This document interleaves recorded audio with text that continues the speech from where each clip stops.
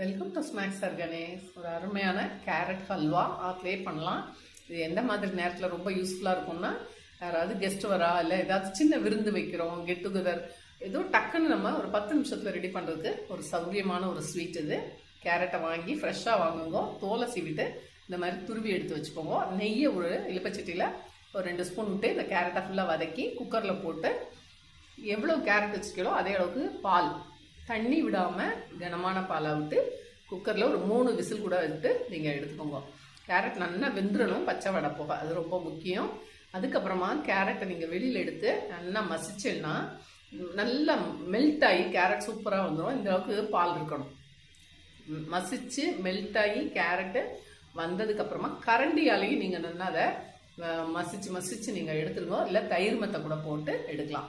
நீங்கள் கேரட்டை எடுத்ததுக்கப்புறம் உங்களுக்கு இந்த மாதிரி கொஞ்சம் ரொம்ப லிக்விடாக இருக்கிற மாதிரி இருந்தால் டைரெக்டாக அடுப்பில் வச்சு கொஞ்சம் இந்த மாதிரி கொதிக்க விட்டேன்னா அந்த பால் வத்திக்கும்.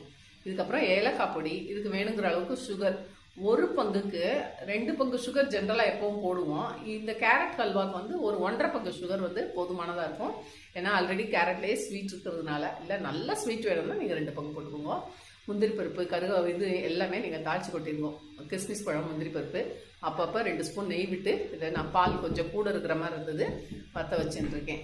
ஸோ இந்த மாதிரி பண்ணிட்டேன்னா ஒரு அருமையான கேரட் ஹல்வா ரெடி ஆகிடும். இது பிகினர்ஸ் கூட சூப்பராக பண்ணிடலாம் பாருங்க. ரொம்ப சிரமமே கிடையாது, நினச்ச மாத்திரத்தில் பண்ணிடலாம். ரொம்ப ஈஸியான ஒரு ஸ்வீட் ஐட்டம், குழந்தைகளுக்கும் பிடிச்ச ஒரு டிஷ்ஷு. ஆற்றுல நீங்கள் சாட்டர்டே சண்டே லீவு நாளில் கூட பண்ணிடலாம். ஒரு சின்ன பிஞ்சு உப்பு சேர்க்கும் போது அதோட சுவையை எப்பவுமே கூட்டி கொடுக்கும்.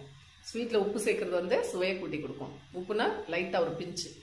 இப்போ நான் 1 பங்குக்கு 1.5 பங்கு சுகர் சேர்த்துருக்கேன். நல்லா ஸ்வீட்டாகவே இருக்குது. அந்த சுகர் போடவும் கொஞ்சம் மெல்ட் ஆகும். திரும்ப நீங்கள் அதை அப்படியே பரட்டிகிட்டே இருக்கோம். நெய் விடுங்க அப்பப்போ ஒரு 2 ஸ்பூன் விட்டு, கொஞ்சம் உங்களுக்கு வேணுங்கிற பதம் இருக்கும் இல்லையா, ஹல்வா பதம், அந்த வர்ற அளவுக்கு பரட்டி எடுங்க.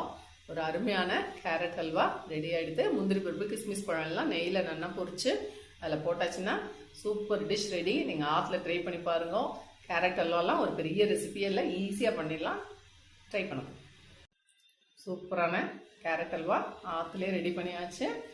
கெஸ்ட் வந்திருக்கா, அவளுக்காக தான் நான் பண்ணேன் இன்னைக்கு. அருமையான கேரட் ஹல்வா ரெடி. நீங்களும் ஆற்றுல ட்ரை பண்ண